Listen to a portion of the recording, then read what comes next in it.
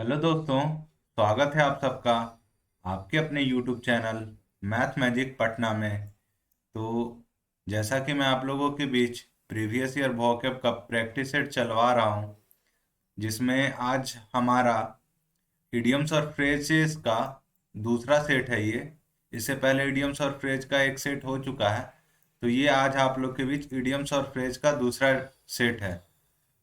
इसको स्टार्ट करने से पहले मैं आप लोग को बता दूं कि जो हम लोग का जो शाम को 8 बजे जीके स्टैटिक जीके का जो क्लास चलता है, वो कल किसी कारण नहीं हो पाया था। उसके लिए मैं आप लोग से माफ़ी मांगना चाहूँगा। कल मैं थोड़ा बिजी था, इसलिए आप लोग का क्लास वो नहीं ले पाया। तो आज वो क्लास होगी। आज आप लोग शाम को 8 बजे अपने टाइम से क्लास को अटेंड कीजिएगा और अच्छे से तैयारी कीजिएगा। तो चलिए आज का सेट स्टार्ट करते हैं। सेट को स्टार्ट करने से पहले, अगर आप लोग अभी तक हमारे चैनल को सब्सक्राइब नहीं किए हैं तो चैनल को सब्सक्राइब करके बेल आइकन को दबा दीजिए और वीडियो को लाइक कर दीजिए। तो चलिए, पहला क्वेश्चन आप लोग के बीच क्या है। Ask for trouble. Ask for trouble, इसका आइडियम मीनिंग आप लोग से पूछ रहा है। तो मैंने आप लोग को पहले भी बताया कि इडियम मीनिंग्स का जो, मान लीजिए यहाँ पे आस्क फॉर ट्रबल है, इससे कोई लेना देना नहीं रहता है मीनिंग में। मतलब कि इसका अर्थ कुछ और रहेगा हिंदी में और इसका जो आंसर है उसका अर्थ कुछ और रहेगा हिंदी में, लेकिन ये एक दूसरे से थोड़ा बहुत मिलता जुलता रहता है। तो देखिए, इसका सही आंसर क्या हो जाएगा आस्क फॉर ट्रबल का। Act in a way that is likely to incur problems और डिफिकल्टीज। तो फर्स्ट का ए ऑप्शन हो जाएगा। मतलब कि ऐसा एक्ट का एक ऐसा जरिया that is likely to incur problems और डिफिकल्टीज, जो कि प्रॉब्लम्स और डिफिकल्टीज खड़ा कर दे, उसे क्या कहते हैं, आस्क फॉर ट्रबल कहते हैं। तो ये आप लोग नोट कर लीजिएगा। और इससे पहले मैं ये बता दूं, ये क्वेश्चन 4 बार पूछ चुका है, तो ये उस हिसाब से ये काफी वीवीआई क्वेश्चन है, तो इसे आप लोग नोट कर लीजिएगा। चलिए नेक्स्ट क्वेश्चन की ओर हम लोग बढ़ते हैं। Next question, drive someone up the wall. मतलब कि किसी को दीवार पे चढ़ा देना। इसका हिंदी का अर्थ ये होगा, लेकिन इसका इडियम मीनिंग क्या होगा। मेक समवन वेरी इरिटेटेड और एंग्री। मतलब किसी व्यक्ति को बहुत ज्यादा इरिटेट कर देना और उसे बहुत ज्यादा गुस्सा दिला देना, इसका इडियम मीनिंग हो जाएगा। तो इसे भी आप लोग नोट कर लीजिए। और हाँ, इससे पहले वाला जितना भी सेशन हुआ है, आप लोग उसको डेली याद करके आइए। डेली आप लोग, मतलब क्लास से पहले एक बार रिवाइज कर लीजिएगा, तो वो आपको एग्जाम में काफी फायदा करेगा। आप एक भी वर्ड भूलिएगा नहीं डेली। इसीलिए मैं 10-10 वर्ड ही देता हूँ, ज्यादा नहीं देता हूँ, ताकि आप लोग अच्छे से आराम से याद कर सकें। तो डेली का डेली आप लोग को रिवाइज करना है, क्योंकि एग्जाम में इस बार आप लोग को जॉब लेकर ही आना है, अपने माँ बाप का सपना पूरा करना है। तो अच्छे से तैयारी कीजिए और रोज का रोज याद कीजिए। आज का जो 10 क्वेश्चन है उसे आज याद कर लीजिए, और कल जब क्लास हो उससे पहले एक बार पूरा को रिवाइज कर लीजिए। इससे पहले जितना भी 10 से 11 क्लास हुआ है, सारा आप लोगों ने नोट कर लिया होगा, उस सब को रिवाइज कर लीजिए। उससे आप लोग एक भी वर्ड नहीं भूलिएगा, सारा वर्ड आप लोग को कंठस्थ याद हो जाएगा। सब बोलता है कि ब्लैक बुक बहुत बहुत हार्ड है, बहुत हार्ड है, फिर ब्लैक बुक आपको बहुत आसान लगने लगेगा। तो एक एक वर्ड अच्छे से रिवाइज करके आइए, क्योंकि जितना आप लोग रिवाइज करिएगा उतना आप लोग उसको भूलिएगा नहीं। बच्चे क्या करते हैं, याद तो कर लेते हैं लेकिन याद रख नहीं पाते हैं। तो रिवाइज करने का जो जरिया है वो याद रखना है। मतलब कि अगर आप रिवाइज करते रहिएगा तो आप लोग एक एक वर्ड याद रख पाइएगा, आप लोग फिर भूलिएगा नहीं। और जैसे ही वो क्वेश्चन आप लोग को एग्जाम में आपके सामने मिलेगा, आप लोग तुरंत आंसर टिक कर दीजिएगा। तो इसी तरह से आप लोग को प्रैक्टिस करते रहना है और एग्जाम में इस बार फोड़ के आना है। तो चलिए नेक्स्ट क्वेश्चन की ओर बढ़ते हैं। Next question, at the top of your lungs. इसका हिंदी क्या हो जाएगा कि अपने लंग्स का टॉप यानी कि ऊपर का हिस्सा, लेकिन इसका जो इडियम मीनिंग हो जाएगा एक्सट्रीमली लाउडली हो जाएगा। तो at the top of your lungs का इडियम मीनिंग क्या हो जाएगा, एक्सट्रीमली लाउडली हो जाएगा। तो इसे भी आप लोग नोट कर लीजिए। Next question, the wheels have come of. The wheels have come of, तो इसका इडियम्स मीनिंग हो जाएगा थिंग्स स्टार्ट टू फेल और go wrong specially after a period of success. मतलब कि वह कुछ चीजें जो कि स्टार्ट करती हैं और फेल हो जाती है और उसके बाद वो गलत रास्ते पर चली जाती है, specially after a period of success. मतलब ज्यादातर कि किसी चीज का सक्सेस के बाद वो गलत रास्ते के और बढ़ जाते हैं, वही कहा इसका इडियम अर्थ है the wheels have come of. मतलब कि आप लोग को पता ही होगा कि कोई भी कंपनी या कोई भी इंसान सक्सेस के बाद अपना रास्ता क्या हो जाता है, भटक जाता है।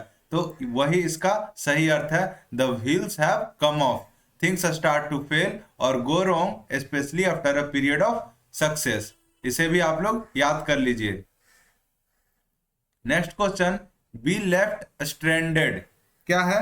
Be left stranded. तो इसका इडियम मीनिंग हो जाएगा to be the last person on whom the blame falls on eventually. तो इसको भी आप लोग याद कर लीजिएगा। Next question, all thumbs. All Thums का मतलब क्या हो गया? सारा अंगूठा। इससे कोई अर्थ निकल रहा है? नहीं, लेकिन इसका इडियम अर्थ मैं आप लोग को बताता हूं। इसका इडियम अर्थ हो जाएगा क्लमसी या फिर ऑकवर्ड। और उस हिसाब से क्या है, ऑप्शन सी हम लोग का है physically awkward specially with respect to the hands. तो इसे भी आप लोग याद कर लीजिएगा। इसका क्लमसी हो जाएगा और ऑकवर्ड हो जाएगा। तो इसे भी आप लोग नोट कर लीजिएगा। देखिए नेक्स्ट क्वेश्चन, अ वेट ब्लैंकेट। क्या है? अ वेट ब्लैंकेट। तो इसका इडियम मीनिंग हो जाएगा a person who discourages enjoyment और इंथुसियाज्म।